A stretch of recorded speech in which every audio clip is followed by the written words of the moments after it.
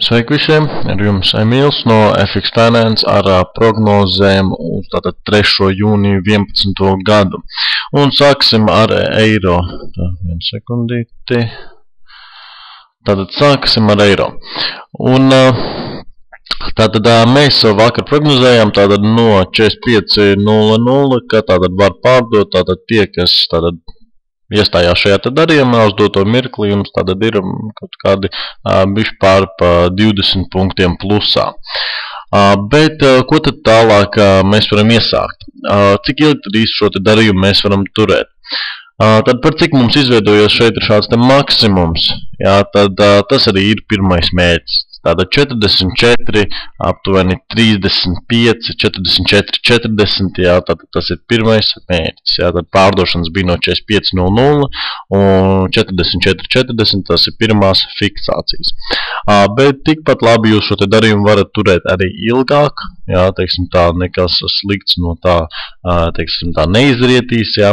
Tikpat labi jūs varat turēt arī līdz lielajai 23. fibai, kas ir tāda 44, aptuveni 10, jā, līdz turienai arī noteikti var turēt, nu pat mazliet augstāk 44, aptuveni 12, jā, līdz turienai turēt šīs te pārdošanas.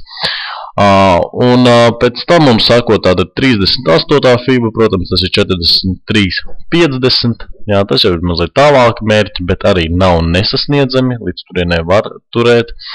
Pēc tam mums sako jau faktiski šķērsojot 50. fibu, mums jau sako tātad šī te līnija, kuru mēs tātad arī esam gaidījuši, un tas jau tātad ir aptuveni uz 42.50. Jā, tātad šajā te aptuveni diapazonā. Bet arī es domāju, vienas dienas laikā tas viss nenotiks, neaizmirstam, ka šodien ir payrolls, jā, tātad arī tam ir jāpievērš uzmanība, tāpēc ņemiet vērā, kur šis te darījums jums atrodas, jā, tajā brīdī, kad iznāk, teiksim tā, šīs te ziņas, vai arī 5 minūtes pirms iznāk šīs te ziņas. Ja viņš tādi ir plusā, jā, un ja jums stāv profits jau tuvu, tad ir ļoti loģiski jau šo te profitu noņemt nost, jā, un stopu pārlikt arī, teiksim tā, plusos, jā, kaut kāds aptuveni 20 punktus no tekošās cenas, jā, tāda pārlikt stopu jau pozitīvā pozīcijā. Un tātad profitu, jā, tātad pārlikt jau, teiksim tā, mazliet tālāk vai vispār noņemt nost, jā. Jo nekad nevaram zināt, kā tirgus norēģēs uz datu iznākšanu, vai viņš būs pozitīvs vai negatīvs, jā. Dažādi var tirgus norēģēt uz to.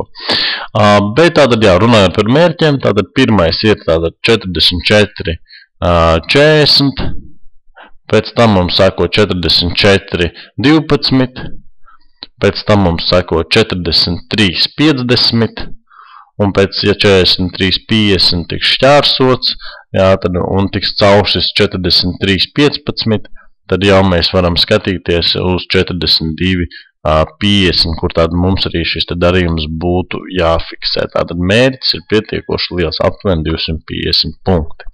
Bet tas ir tātad maksimālais mērķis, jau, uz kuru jūs varat rēķināties, ne vairāk. Labi, tas tātad ir uz eiro pret dolāru, pagaidām nekādu citu signālu iedot nevaru. Protams, tie, kas tātad neiestājās šajās te pārdošanās, tātad šeit var uzzīmēt šādu te miniatūrisku fibu, jā, tātad pēc pēdējās straujās kustības, un nopirkt, jā, pa 44.40, jā, tad nopirkt eiro, jā. Tātad risks būs 55 punkti un mērķis būs aptuveni 60 punkti. Nu, lūk, šāds te darījums arī ir pieejams. Tātad iestāšanās darījumā par 44.40, risks 55 punkti, mērķis 60 punkti. Nu, tas arī tāda pieejams uz eiro, jā, tad signāls, kuru var tātad izmantot. Bet tiem, kam ir pārdošanas, viņas būtu jātur. Un arī, kad cena sasniedz līmeni 44.40, tie, kas grib turēt ilgāk, jā, tātad stopu vajadzētu pārlikt pa nulēm. Jā, protams, iespējams, ka daudz jau tagad viņu pārlika pa nulēm, bet, nu, tas iespējams mazliet pa agru, bet, nu, arī nav nepareizi. Jā, tad 45.00, tātad stops pa nulēm ir uzlikts, tad vispār no kā vairs nav jābaidās. Nu, lūk, labi, tālāk, tātad dolārs pret franku, tātad nostaigāja mums flatā vakardien. Un tātad pārdošanas vēl joprojām tātad saglabājas, pilnīgi prognozes tās pašas, kas ir vakar, tātad 84,70 pārdošanas mērķis, zemākā slēgšanās cena, risks jāizvieto virs šiem maksimumiem, pirkšanas, vai pareizāk atvainojos pārdošanas, citāds mazliet agresīvs, par cik mērķis ir mazāks nekā tātad stops ir lielāks mums, bet konservatīvāks pārdošanas mums tātad ir no 85,65. Tātad tur mēs jau droši varam atvērt pārdošanas darījumus, bet stops tātad šim te darījumam arī ir diezgan liels, tātad aptuveni 150 punkti, jā, tātad nav maz stops. Un mērķis šim te darījumam, jā, ir tātad arī tie paši 150 punkti. Ja jūs gribat šo te darījumu, teiksim, tā mazliet konservatīvāk izmantot, jūs varat mēģināt iestāties no šīs te līnijas. Jā, tātad lūk, šeit augšā mums tāda līnija, tātad iepriekšējais kanāls, kas mums ir bijis. Ja cena atgriežas pie šīs te līnijas, jūs arī šeit varat pārdot, tad jums stops būs aptuveni 115 punkti, un mērķis būs tad aptuveni 190 punkti. Tā jūs arī šo te signālu varat izmantot. Nu, lūk. Tālāk, tātad dolārs pret Kanādu. Tātad šeit vakarā, kā skatāmies, ja mums tātad līdz 38. fibo neaizgāja un cena aizgāja uz augšu, jau noreaģēja. Jā, tāpat tās netika caursies šie te maksimumi tikai pēc tam. Jā, kad atjaunoja virsotnes, tikai pēc tam viņi aizgāja līdz 38. un tādā atlēc uz augšu. Tie, kas izmantoja šo, nu, teiksim tā, šo te 38. līmeni, jā, tagad jums tā darījums ir plusā, un ja viņš ir plusā, jau tad tagad stopu jau varat pārlikt pār nulēm, lai ne ar ko vairs neriskēt. Un gaidīt, jā, tātad caursitienu, un šeit fiksēties nevajag, var gaidīt caursitienu, atgriešanos un tālāk kāpumu uz augšu. Nu, lūk, tālāk, tātad uz Kanādas, jā, ko mēs gaidām, ir tātad caurstiens uz augšu, atgriešanās un tad atvērt pirkumus, jā. Nekā cita signāla pagaidām mums nav uz Kanādu. Austrālijas dolārs. Tātad šeit mums arī izveidojas šāds te šaurs atlēcienu diapazons. Tad, ja caurstīs pretestību par cenu 0,7, pareizi, neminēju, tātad Kanādas dolāram šis te līmenis ir par cenu 97,93. Vai precīzāk būs 97,95, atvainojos, jā. Tad 97,95, ja viņš tiek caurstists, jā, tad pie atgriešanās pērkam. Tālāk, un dolāram frankam arī runājot par līmeņiem, tātad apakšējais līmenis 84,70, augšējais līmenis ir 85,65. Atgriežamies pie Austrālijas. Tātad, pretestības līmenis ir 0,745, ja caurst uz augšu pie atgriešanās pērkam, mērķis augstākā slēgšanās cena, risks zem iepriekšējiem minimumiem. Ja caursit uz leju, tad pie atgriešanās pārdodam, risks virs iepriekšējām virsotnēm un mērķis zemākā slēgšanās cena. Nu, lūk, tā, tas tātad ir uz Austrālijas dolāru. Jā, tāda ļoti vienkārši, ja caurst uz augšu pērkam, ja caurst uz leju, pārdodam, bet neaizmirstam sagaidīt atgriešanos.